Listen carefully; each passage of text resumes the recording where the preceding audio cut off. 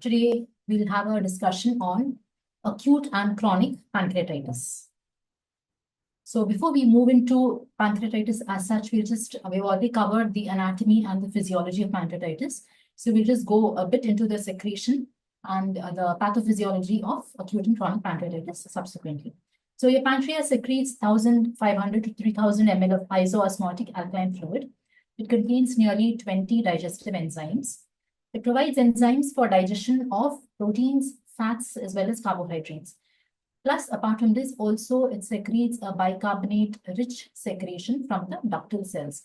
So when you look at the pancreatic secretion, the most important things what we have to remember are two things. One is CCK and secretin, that is your cholecystokinin, which is released from your duodenal cells in response to fatty acids, peptides or amino acids, or even the gastric acid. In response to all of this, CCK from the eye cells of the duodenum have been released.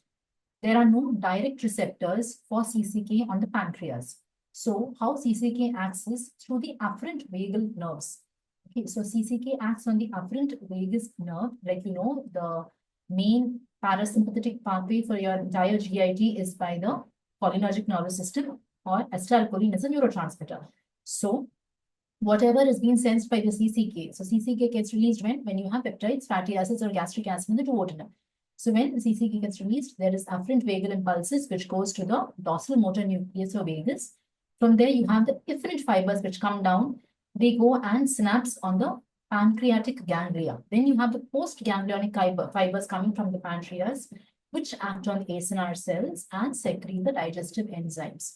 So you have peptides or amino acids which have been broken down by proteases, fatty acids which have been broken down by the lipases, phospholipase, bile salts, and cholesterol esterase or TG esterase, triglyceride esterase or triglyceride hydrolase.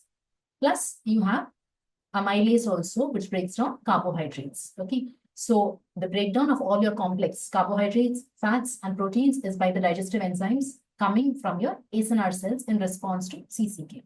Now, what is the function of the secretin? Secretin, it acts directly on the ACNR cells and it causes a bicarbonate-rich secretion from the pancreatic duct. So it's not from the ACNR cells, it's from the pancreatic duct. So that's what we have to remember. It secretes bicarbonate to neutralize the gastric acid and optimize enzyme activity. Now, regulation of pancreatic secretion, you have, just like you have gastric secretion, you have the cephalic phase, the gastric phase, as well as the intestinal phase. So cephalic is what the smell, sight, or the thought of food, or even the taste of food, that sham feeding. We have learned about it. Sham feeding, that is the chewing of the food, but not taking into the stomach. Chewing of the food, but throwing it out. That itself causes 50% of your, responsible 50% of your pancreatic secretion. That's a cephalic phase. So once the food enters the stomach, then the gastric phase takes over. Then you have the intestinal phase, which takes over after it enters the duodenum. That is when your main enzymes will secrete the pancreas act, that is secretin and cholecystokinin. And where do these secretions come through? It comes through the pancreatic duct into the ample of Vater and in the second part of duodenum. Okay. Now, what are your regulators? Secretin. So secretin, it secretes bicarbonate, right? So what should be the stimulus? It's gastric acid. Function is increases water as well as bicarbonate secretion from the ductal cells.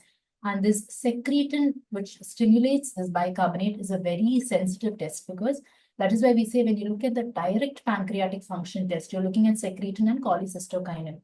Here you're giving IV secretin and IV cholecystokinin to stimulate the pancreas and then to assess or to measure the amount of bicarbonate as well as concentration and the enzymes.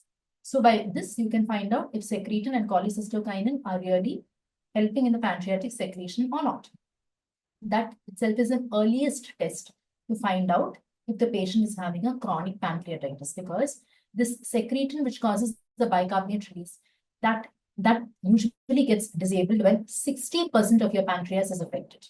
Okay, so that is when the patient begins to have abdominal pain because of increased pressure. So why is this pain coming? It's because of pancreatic edema in the case of acute pancreatitis, or in the case of chronic pancreatitis, it is because of duct, stone, or any stricture in the duct, or because of nerve stimulation.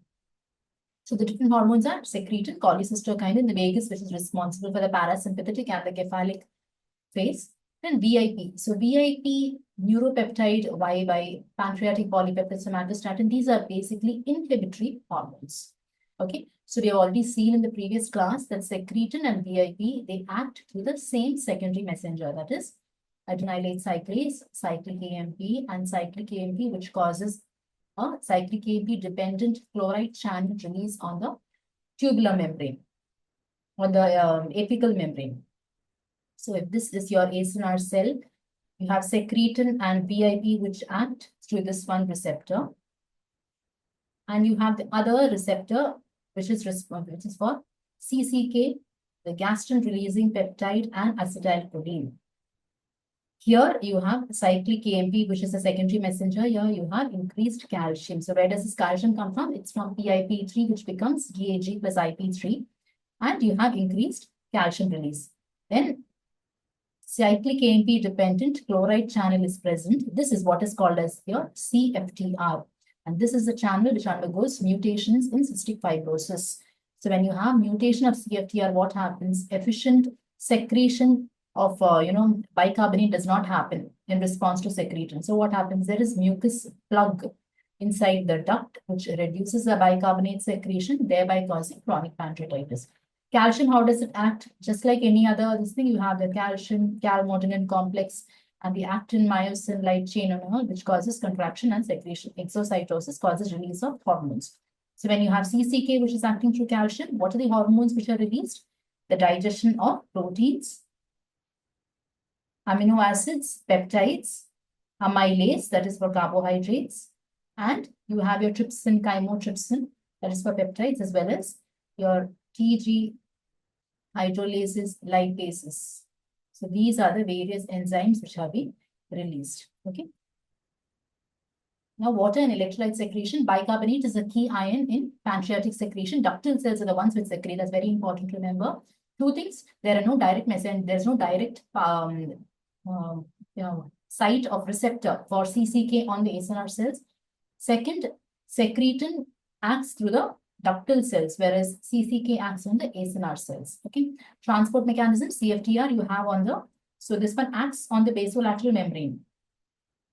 So, this acts, this is your basolateral membrane, this is your apical membrane. So, the hormones act on the basolateral membrane, and it's through the apical membrane that you have the secretion of exocytosis or the hormone release. So, secretin and VIP, they activate the CFTR and enhance the bicarbonate, polycystokinin, acetylcholine, and gastrin-releasing peptide. Okay, they also support bicarbonate secretion indirectly. Role of bicarbonate. What is the role of bicarbonate? It is to neutralize acid. So, which acid is it? Gastric acid. It also optimizes the pH for pancreatic enzyme function. It prevents duodenal mucosal damage and enhances fat digestion by increasing the bile acid solubility.